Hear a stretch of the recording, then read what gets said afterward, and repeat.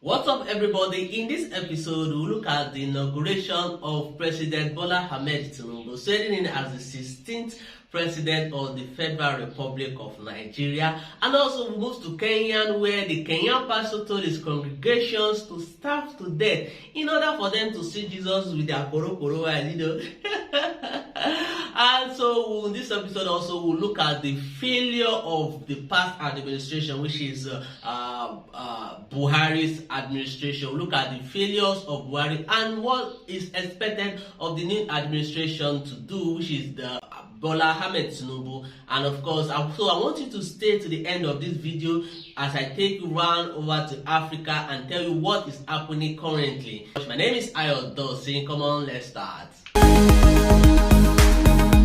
Chief Bola Ahmed Tinubu was born on the 29th of March 1957. If you don't know, he's a chief, and his name is Chief Bola Ahmed Tinubu. He's a Nigerian politician, which is the 16th president and the current president of Federal Republic of Nigeria.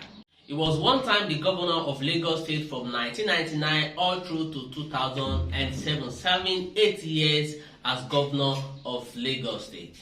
According to Wikipedia, he studied accounting in the University of Chicago and returned to Nigeria in the early 90s and ventured into politics. But before then, he was appointed as accountant in Mobi. He eventually ventured into politics in the early 90s under Social Democratic Party and ran for office of Senate under Lagos West.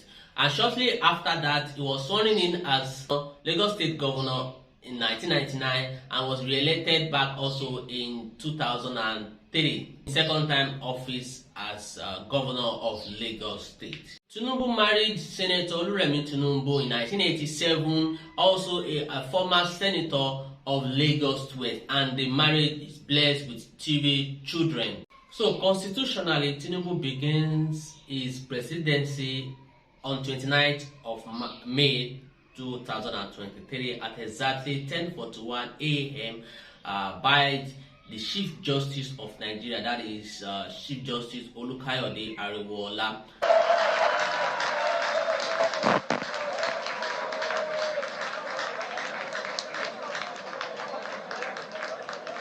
Subsidy can no longer justify it.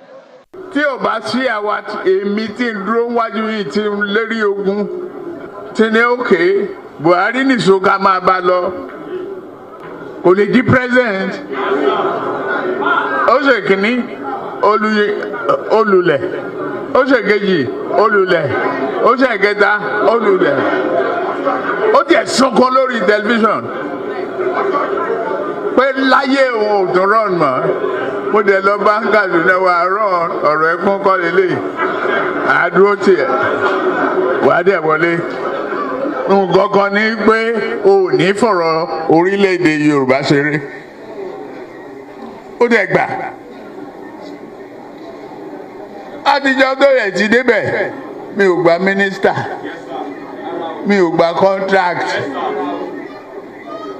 mi ì tọrọ ọbẹ̀, mi ì tọrọ gàrí, mi ì tọrọ fúra lọ́wọ́ ẹ̀, mi ì dẹ̀ ìyàwó ń bẹ̀. Ó wá ní lọ́tẹ̀ yìí o, Yorùbá ló kàn.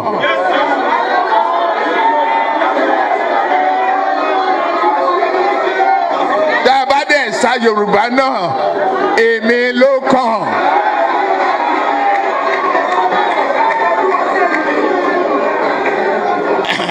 Eléyìí tí mo protect àwọn ọmọ tí mo gbé dání ètò èmi náà fẹ́ ṣe present.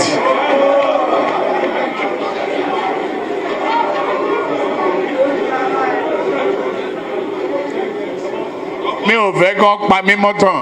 So how the president is watching, please and please. Number one thing is you need to make security your number one priority in this country. I mean, many people have died already. People that are not supposed to die died under Buhari's regime. So you need to make security your number one priority. Farmers should be able to go to their farm work without fear of being kidnapped. Fulani herdsmen should be a thing of the past. And of course, our women in the market should be able to trade their goods without fear of intimidation or kidnap or any clash at all. Then we have to put an end to community clash that happens concurrently during Buhari's regime. So please ensure that a man from the north can travel from north to the south without being kidnapped on the way. Ensure that a man from the east can go to the west, can go to any part of this country without a fear of being kidnapped. So I mean, many kidnappers made millions at the expense of Nigeria during Buhari's tenure. So ensure that you make security your number one priority. So let people be able to move around and there. Let people be able to walk at night. Even before Buhari, you can actually travel. You see, night traveling has been the best in this country. That was before Buhari. You know, you can leave Lagos by 10 p.m. and be rest assured that you get your destination before daybreak the following day. But you can't do that right now during Buhari's tenure. So ensure that security is up and doing. If you need to sack all your security shifts, please sack them, employ new people, equip them. Yes, many of them have been complaining of, they've been complaining of bad ammunition. Ammunition are not supplied. Even the money allocated for ammunition, they are being stolen. You have to put an end to that corruption in that category. Ensure that you equip them, buy ammunition for them. Our police need to stop collecting bribes. Come on, according to what statistics, Nigerian police is ranked the worst police in the whole world. Benny, you heard that from me. The whole world, after Indian police. Indian police used to be the worst, but now Nigeria has overcome India and become the worst police force in the whole world. So we need to make our police stop collecting bribes at our roadside, intimidating people, checking their phones, ensure that everything is in place. And speaking of insecurity, do you know that 63,000 Nigerians were killed during Buhari's 8 years of rule? 63,000 that should be alive today. Over 27,000 people were killed during Buhari's first tenure, the first years of Buhari, and of course another 35,000 people were killed between 2019 and 2023, bringing the total numbers of people killed under Buhari's regime to over 65,000 Nigerians. And in 12 years, that is taking Goodluck Jonathan's tenure and Buhari's tenure together, over 98,000 Nigerians were killed due to insecurity. So insecurity is a thing that you cannot push aside. It's a thing that is very, very important in a country's economic growth.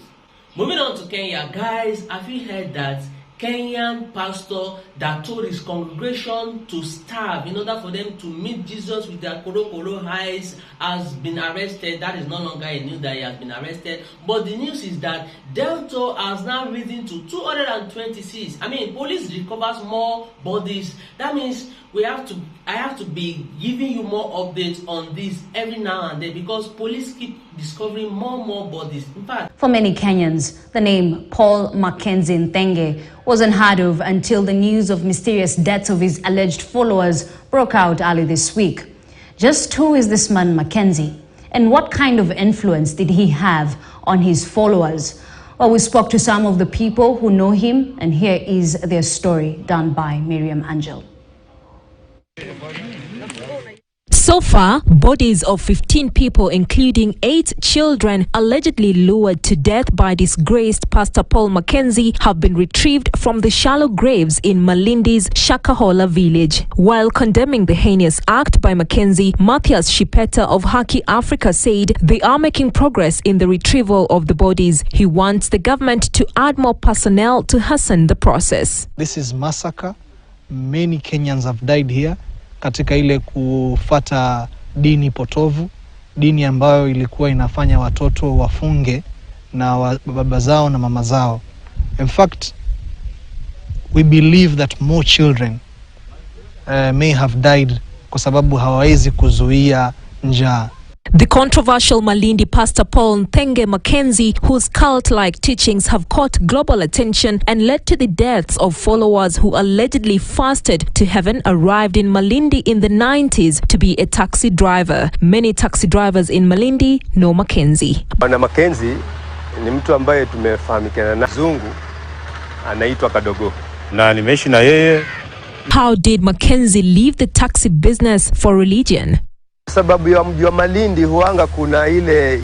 When the villagers in Shakahola welcomed Mackenzie to their community, they did not know of the tragedy that lay ahead. In 2019, Mackenzie closed down his church and shut down his TV channel, The Star, and migrated to Shakahola to do farming on his 10-acre piece of land. He was arrested in 2017 along with 35 primary, secondary and university students who police said had been convinced to end their studies because it was ungodly. Lakini changamoto ilipokuja. After his move to Shakahola village, most of his followers followed him to the Dusty village. But the police did not charge him. It's alleged that most of Mackenzie's children have not gone to school. Huyu Mackenzie ametutesa kwa sababu wale watoto hawakuji tena. On Friday, detectives from the homicide department started the exhumation of bodies from Mackenzie's vast piece of land. The team of detectives, government pathologists, local police, local administrations, and human rights activists flocked the 840-acre farm to witness the exercise.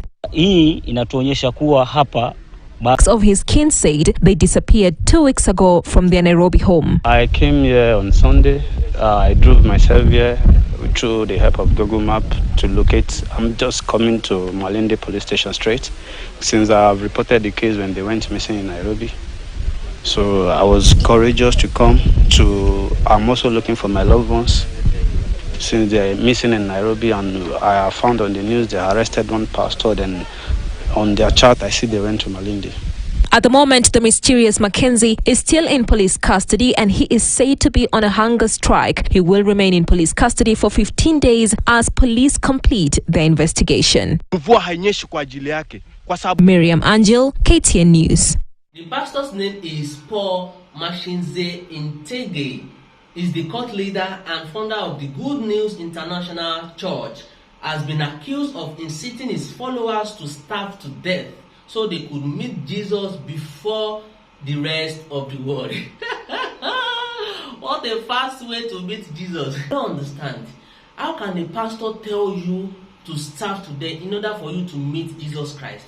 And that means you believe your pastor more than you believe Jesus Christ. As a Christian, you don't have to look at man. You have to look up to Jesus, the author and the finisher of your faith. Because a pastor cannot tell you that you should do this before you can do this. At times you obey pastor more than you obey God. That ought not to be. As a Christian, someone cannot tell you to starve, to kill yourself of starvation. And speaking of pastors, I think I've seen the prophecies by so-called men of God in this country ravaging around the internet that Tinubu will not be swearing.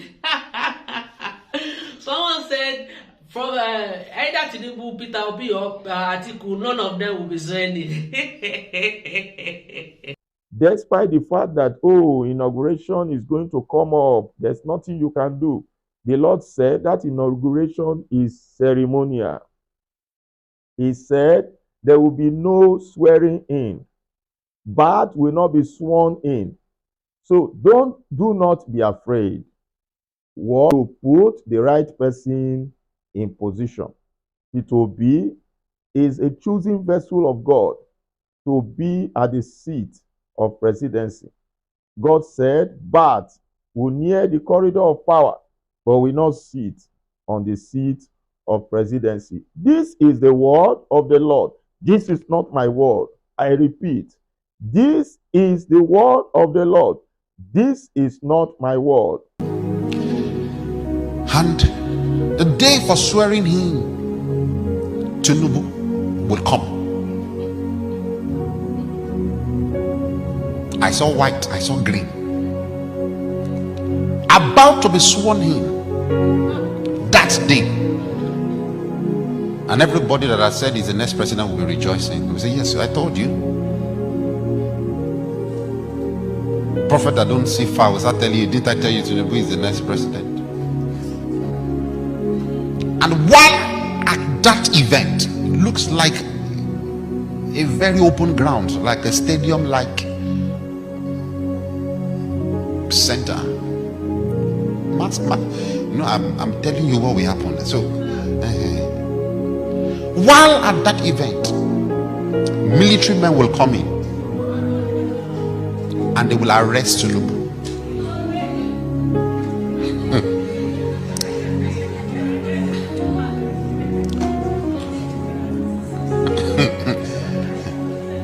I'm playing the movie before you, Abi. So that you will know that prophecy is not just calling people's name. Mark my word. I'm speaking from my office. I'm not speaking by a gift. He'll be arrested. Bola Ahmed Tinubu cannot be our president. And I also want to call on the judiciary that the judiciary cannot create a president for the Federal Republic of Nigeria. A president will only be created by democratic due process through electioneering processes. And anyone voted for popular votes in this country will be the president of this country. Never will we allow the judiciary to create a president for the Federal Republic of Nigeria. The Lord carried me to Nigeria. We are in Cameroon here. I've never been to Nigeria, but the Lord carried me to Nigeria. I saw the Nigerian election. I saw 3 people fighting on the throne, and the 3 of them, nobody was on the throne. There are 2 old people and there's 1 young man. This average man among them with 2 old people fighting for the presidency of Nigeria. This is a global prophecy. This is for Nigeria. Let the viewers hear this. I saw these 3 people fighting to sit on the throne in Nigeria, and then suddenly it became a mystery that none of them sat on the throne. There's 1 man, his name starts with O. Nigerians, hear me. There's one of the contestants, his name starts with O. And every Nigerian knows that man will win, but he will not win. He will not win. I saw the man that did not believe that he will win. He won the election. He won the election. He won the election. And when he won the election, this man did not stay on the seat. As he won the election, here this is prophecy, Nigerian, hear this. He won the election, this man did not stay on the seat. And then another person another person came up to take his place. And this person was an assistant. And this person that came and took the place, I see something. This person that came up to take the place of the president is a pastor. I thought a church in Cameroon would say thank you, Jesus, for that. He's a pastor. I saw him. The Lord brought his image to me. Nigerians, hear me. I'm speaking as a prophet of God from Cameroon. His name is called Prophet Osibanjo, or Prophet Osibanjo. I saw it. Prophet Professor Pastor Osibanjo. In that prophetic encounter, that in the vision of God, I saw this man rise up. Let Nigeria pray for a man called Atiku. And Nigerians all over the world, hear me. Pray for a man called Atiku. We're going to go to Nigeria now, where Bola Tinubu has been declared the winner of the presidential elections. The Electoral Commission says the ruling party beat 17 other candidates vying for the top job. Let's go straight now to Haru Matassa in Abuja. What can you tell us? Talk us through these final results, if you will. Well, supporters of the governing APC party are ecstatic. Their candidate, Bola Tinubu, is now Nigeria's president-elect. He is a former governor, he's a wealthy businessman, and he's been in politics for many, many years here in Nigeria. During his campaign trail, he said he's going to try and tackle Nigeria's economy with an unemployment rate of more than 30%, but it's not going to be easy for him. I mean, this country has a lot of challenges. People are dealing with cash shortages, fuel shortages, the high cost of living, but he says he's going to try and build new infrastructure. He's going to put more money into social welfare programs and agriculture. The second person who came after him was Atiku Abubakar, another opposition leader, and then Peter Obi, also an opposition leader. Those results have been coming out, and they came second and third. This election was marred by a lot of irregularities. For example, delays of people voting. Some people didn't even get to vote. Some areas there was violence. People there have been saying throughout the past few days that they want to have a chance to vote again. That seems that is not going to happen. Well, the key thing to wait and see now is how the opposition parties are going to react. We need to watch opposition strongholds like Lagos, the commercial capital, the south and the southeast, where these opposition leaders had a huge amount of support. But right now, in areas where Tinubu is popular, his supporters are busy celebrating. And what might the reaction indeed be on the streets to this vote count result? Well, what we saw a few hours ago in Abuja, some opposition supporters started protesting, saying that they thought this election was a sham. They were calling on the commissioners here to stop releasing any results. Some of them were even saying that elections should be held all over again. Commissioners said that is not going to happen, and they carried on with the process. So a big concern for some people now is how opposition supporters are going to react. So far, there's been no open call from opposition leaders for their supporters to take to the streets, but there's been lots of frustration and agitation over the past few days because these results took too long to be announced, according to some people. But right now here in the collation theatre, the shouting you can hear are supporters for the governing APC party, happy that Tinubu has been declared president-elect. Okay, for now, Harry Matassa in Abuja there for us. Thank you. The pastor says, God says the Lord, thus says the Lord. This is the word of God, and it's all lies. Nothing is happening. So guys, you need to be very careful when you are believing your kind of pastors, because these pastors, in fact, only God knows. Moving on to Uganda. Come guys, come close, come closer, come close. Do you know that if you are caught in LGBT activity, the penalty is now life in imprisonment and of course death penalty? Yes, you heard me right. Death penalty for anyone caught doing gay or lesbianism in Uganda. So once you are caught, it is life imprisonment or death penalty. Law has been passed in Uganda and it is signed by the president of Uganda, that is Yoweri Museveni. Let us see the videos, and by the time when we come back, I want you to tell me what you guys think in the comment section about the new law that is being passed in Uganda. Uganda's new anti-gay law has enlisted mixed reactions in the East African country. President Yoweri Museveni approved the revised bill on Monday, prompting threats of sanctions and aid cuts from the United States and European countries. A section of Ugandans say anti-homosexuality legislation is the least of the country's priorities. It's not what we need right now.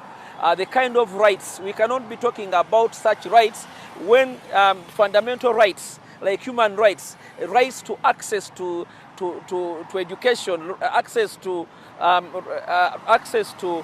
health services. We have not fought for such rights, and we go for that other right. The version of the bill signed by Museveni does not criminalize those who identify as gay, unlike the previous one passed by Parliament in March. Some people say the law is an unnecessary provocation against donor countries. If sanctions can affect a country like Russia, then who are we to say like we're not going to be like affected by it? The world is a global village, so if they cut you off, you are going to actually suffer some repercussions. But then again, it comes to the point of how far can someone else influence how you run your country. Gay rights campaigners say the new law is unnecessary in a country where homosexuality is already illegal under a colonial era law criminalizing same-sex relations. The punishment for that offense is life imprisonment.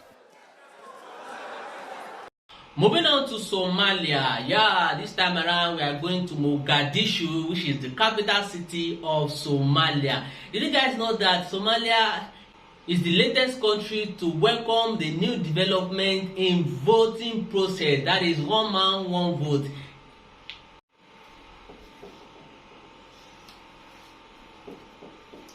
The leaders in Somalia have now tried to welcome the process of voting, which is one man, one vote, unlike before where a group of people will choose their leader of the country behind closed doors. But right now, they've given the opportunity to all the citizens of Somalia to engage in voting process in order for them to choose their leader. This is a welcome development, although this process have been rampant in every other countries in Africa, which is when election is fast approaching, the governing body of electoral process in every country. Taking Nigeria, for example, will print out ballot boxes, ballot papers in order for Nigerians to vote and choose their leader. So this has not been the case in Somalia over 30 years right now, because when it's time for them to choose the leader, a group of people, I don't know them, a group of leaders who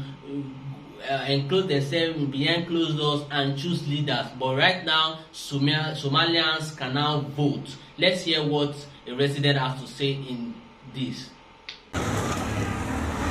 The decision by Somalia's leaders to change the country's electoral process from an indirect clan-based system to a one-man, one-vote dispensation has received applause in the capital Mogadishu. Residents said universal adult suffrage is more democratic and representative. Somalia has not held a direct vote in over 30 years. It is very good that the people are given the choice on self-determination. In the past, a small group of people used to elect our leaders behind closed doors. That we should accept whether we want or not. So if people are given the opportunity to elect their leaders, then they can hold those officials accountable. The agreement reached by the National Consultative Council of both the federal government and federal member state leaders is good. If the agreement is reached, then there is no problem at all. Indeed, I see this political agreement as a step forward. We welcome the one-person, one-vote system being implemented in the country. It is something we want to do, and we shall elect our leaders with more satisfaction. The old system of choosing national leaders has been criticized by some as lacking merit and as being a source of power struggles and political instability.